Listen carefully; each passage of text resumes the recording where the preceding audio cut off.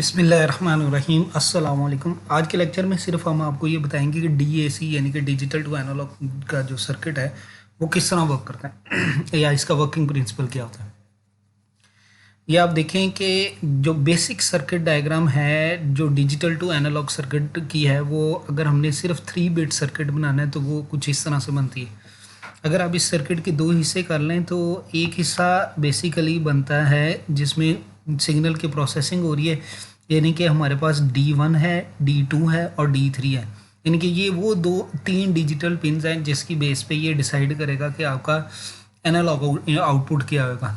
यानी कि हम इनकी कॉन्फ़िगरेशन की बेस पे जो क्योंकि 3 बिट है तो ये 0 0 0 0 0 0 1 फिर 0 1 0 इस तरह ये टोटल 8 कॉम्बिनेशंस बना देगा।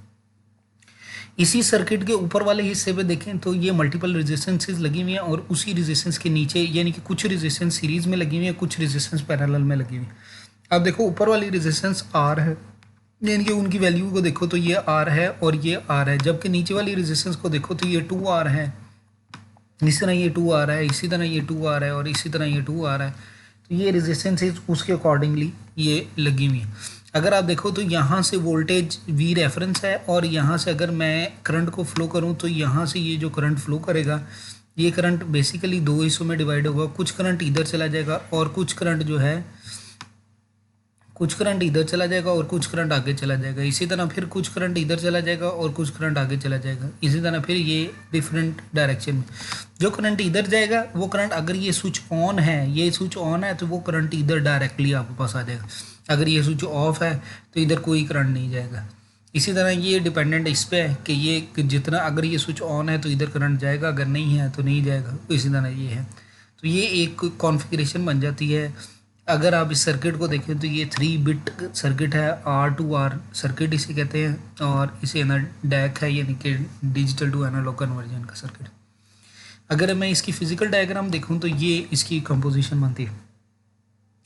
आप देखो कि यहाँ पे ये अप्लाइड वोल्टेज, लेट्स सपोज ये हमारे पास 10 वोल्ट आपने अप्लाई किया। ये 10 वोल्ट जब अप्लाई किया तो ये 10 वोल्ट के इसने जो करंट यानी कि जो टोटल करंट प्रोड्यूस हुआ वो 2 मिली एम्पेयर है। और 2 मिली एम्पेयर को अगर मैं इस सर्किट की इक्वल डायग्राम के अकॉर्डिंगली इसे डिवाइड करूं तो यहाँ पे अगर मैं देखूं तो इसके रिस्पेक्ट से तो जो इसको रेजिस्टेंस अपीयर हो रही है ये इन सारी रेजिस्टेंस का जो कॉम्बिनेशन निकालो तो वो वही रेजिस्टेंस का कॉम्बिनेशन आपके पास निकलता है। यानी कि इसका मतलब ये है कि अगर हमने इधर टोटल करंट अप्लाई किया यानी कि यहाँ पे 10 किलो ओम है तो यहाँ पे जो रेजिस्टेंस इसको अपीयर हो रही है वो भी 10 किलो ओम है। सही है ना।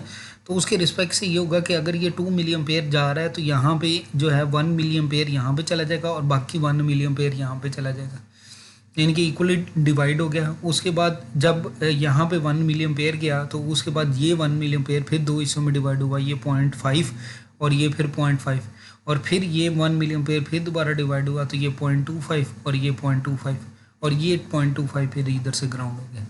ये इसकी सर्किट बन गया। इन शॉर्ट अगर मैं ये कहूँ कि ये जो सर्किट बना है हमारे पास, इस सर्किट के अंदर अगर मेरे पास D3 पिन ऑन होती है, अगर मेरे पास D3 पिन ऑन होती है तो इसका मतलब ये है कि जो करंट हमारे पास नीचे आएगा वो D3 पिन के रिस्पेक्ट से आएगा तो वो 0.25 आ जाएगा। जबकि अगर हमारे पास D2 पिन ऑन होती है तो जो D2 पिन के रिस्पेक्ट से आएगा वो 0.5 मिली एम्पेयर आएगा। जबकि D1 पिन ऑन होती है तो उसके रिस्पेक्ट से जो करंट आएगा वो 1 मिली एम्पेयर आएगा। तो ये हमारे पास डिफरेंट किस्म का करंट अवेलेबल हो जाता है। अब यहाँ पर जो करंट अवेलेबल होगा ये सम ऑफ ऑल द करंट जो D1 D2 और D3 के रिस्पेक्ट से आ रहे हैं इन तीनों का सम करके यहाँ पे आ जाएगा। यानी कि कुछ करंट जो D1 से आ रहा है अगर D1 ऑन है, कुछ करंट D2 से आ रहा है अगर D2 ऑन है और कुछ करंट D3 से आ रहा है अगर D3 ऑन है, और टोटल इन तीनों का जो करंट बनेगा वो I0 बन गया। जो करंट इधर पास करेगा वही करंट इसमें पास करेगा। सही है। तो उस करंट को अगर मैं इस रेजिस्टेंस से मल्टीप्लाई कर दूँ तो उतने वोल्टेज आपके पास आउटपुट पे अपीयर होना शुरू हो जाएंगे। सही है। तो ये एक बेसिक कॉन्फ़िगरेशन में हमारे पास हमारे पास आ रही है। अगर मैं इसी कॉन्फ़िगरेशन को मैं अगर देखूँ क्या नाम है इसकी कैलकुलेशन करूँ तो वो कैलकुलेशन कुछ इस तरह से बनती है कि लेट्स सपोज अगर मैं पहले इनपुट की बात करूँ यानी कि D3 ऑन है, अगर सिर्फ D3 ऑन है तो जो करंट D3 के अंदर से पास कर रहा है वो कितना पास कर रहा है 0.25, यानी कि इधर जो करंट प्रोड्यूस अपीयर होगा वो 0.25 होगा। क्योंकि D2 भी ओपन है और D1 भी ओपन है, तो ना तो D1 से कोई करंट आ रहा है ना D2 से कोई करंट आ रहा है, सारे का सारा करंट D3 से आ रहा है। तो D3 से जो करंट आ रहा है वो 0.25 है। अगर मैं इस 0.25 को 5 किलो ओम जो इधर आ रहा है हमारे पास आ रही है 5 किलो ओम, इससे मल्टीप्लाई करूँ तो आउटपुट आ रहा है 1.25 वोल्ट, यानी कि ये वोल्टेज हमारे पास अपीयर हो रहा है। उसके बाद अगर मैं करूँ कि लेट्स सपोज D3 नहीं ऑन, D2 ऑन है, अगर मेरे पास D2 ऑन है तो जो D2 में करंट आ रहा है वो 0.5 आ रहा है, तो यानी कि जो 0.5 हमें इधर अपीयर हो रहा है, ये 0.5 जो है वो इधर से हमारे पास इधर आ गया, अवेलेबल हो गया, और ये 0.5 जब इस 5 से मल्टीप्लाई होगा तो जो आउटपुट पे वोल्टेज आएगा 0.5 milli ampere into 5 kilo ohm, तो ये हमारे पास 2.5। फिर अगर मैं कहता हूँ कि D1 और D2 दोनों ऑन हो जाए, D1 और D2 दोनों ऑन हो जाए, तो ये 0.5 और 0.25 मिलके यहाँ पे क्या बन जाएगा 0.75, और फिर जब हम 0.75 को 5 से मल्टीप्लाई करेंगे तो ये क्या बन जाएगा 3.75, यानी कि अगर आप देखो तो वोल्टेज 1.25 की रेशियो से बढ़ा है, यानी कि 1.25 पहले था, फिर 1.25 के बाद 2.5 हुआ, फिर 3.75 हुआ। तीसरे पॉइंट पे देखो, अगर मेरे पास जो फोर्थ केस बनता है, फोर्थ केस क्या बनता है कि D1 1 हो गया जबकि D2 और D3 0 हो गए, यानी कि D1 जो है हमारे पास 1 हो गया जबकि D2 और D3 जो है वो दोनों 0 हो गए।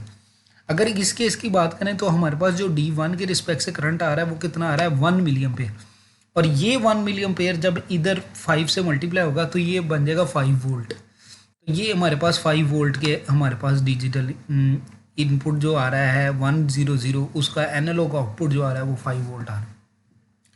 फिर उसके बाद अगर मैं कहूँ कि मेरे पास D1 ऑन है और उधर से मेरे पास D3 ऑन है, तो D1 का आ रहा है 1 मिली एम्पेयर और D3 का आ रहा है 0.25, तो टोटल कितना आ रहा है 1.25। 1.25 को जब 5 से मल्टीप्लाई करते तो आंसर आता है 6.25। तो अगर मेरे पास यानी कि D1 और D3 ऑन है तो उसके रिस्पेक्ट से जो आउटपुट मेरे पास आ रही है वो 6.25 आ रही है, सही है ना। और फिर उसके बाद अगर मेरे पास D1 और D2 ऑन है तो D1 के 1 वोल्ट है और D2 का 0.5 है, तो 1 प्लस 0.5 कितना 1.5, 1.5 को जब 5 से मल्टीप्लाई किया तो हमारे पास 7.5 आ गया। तो ये हमारे पास अगर D1 और D2 ऑन है तो 7.5 आ रहा है। और आखिरी चीज़, अगर मेरे पास D1 भी ऑन है, D2 भी ऑन है और D3 भी ऑन है, तो इसका मतलब क्या है, मेरे पास ये 1 है, ये 0.5 है, ये 0.25 है, टोटल कितना 1.75 बन गया, और 1.75 को जब 5 से मैंने मल्टीप्लाई किया तो 8.75 बना।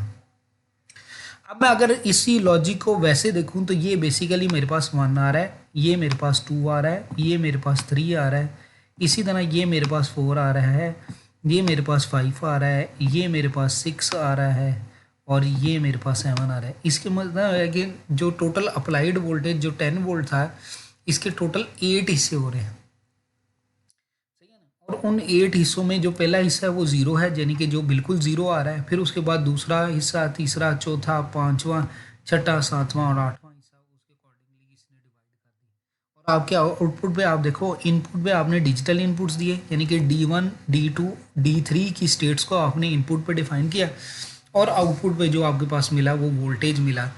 तो और अब देखो, तो जो हमने इनपुट दिया वो डिजिटल इनपुट दिया, और जो आउटपुट हमने लिया वो एनालॉग आउटपुट लिया। तो ये बेसिकली D2A सर्किट है जिसकी वर्किंग प्रिंसिपल है। थैंक यू, जज़ाकल्लाह। अपना ख्याल रखिएगा। अल्लाह आपके लिए आसानियाँ अता फरमाए, दूसरों के लिए आसानियाँ फ्राहम करने वाला बनाए।